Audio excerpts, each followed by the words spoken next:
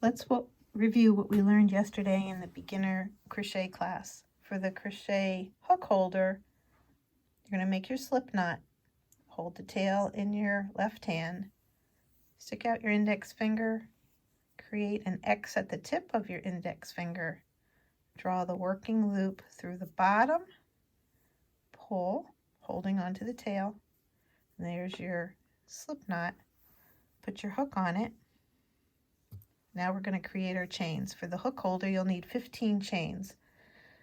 So I yarn over the back of the hook and I pull through. There's chain 1, 2, 3, 4, 5, 6, 7, 8, 9, 10, 11, 12, 13, 14, 15.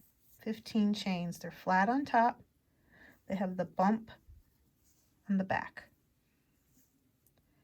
You will never work in that first chain because that's where your working loop is coming out of. Insert your hook. I like to insert it at the bottom loop of the chain, but if you can only get the top loop of the chain, that's fine too. Insert your hook, draw up a loop, 2 loops on your hook, yarn over, go through 2 loops. That chain is now occupied. Go to the next chain, insert your hook, draw up a loop, 2 loops up on your hook, yarn over, go through 2 loops. And you're going to continue all the way across.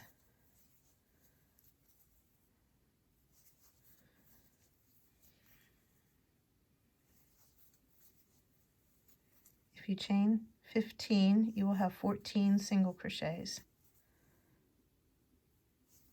Just practicing how to do the chain and that first row is good.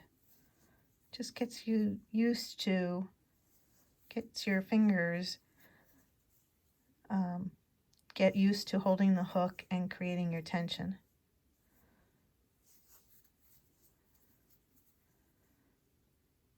So when you get down to the end of your chains, you are going to, one more,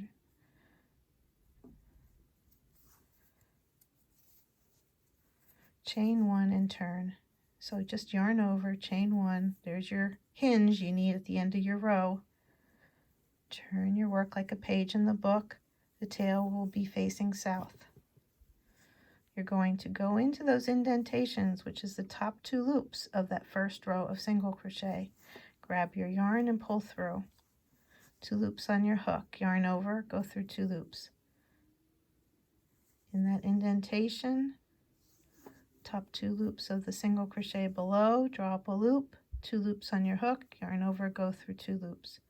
And you're going to keep doing that all the way across your row.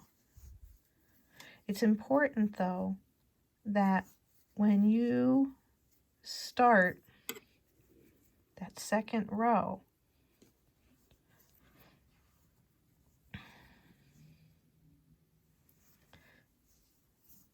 that you do not skip this stitch.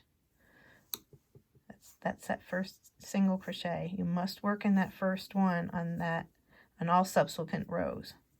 If you skip it, if I would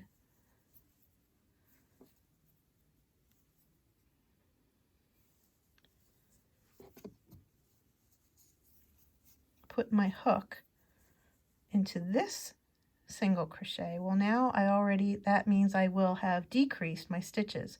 So remember, always work in that very first stitch of each row. Count your rows if you have to at the end of every row to make sure you have the same amount of stitches. You can do this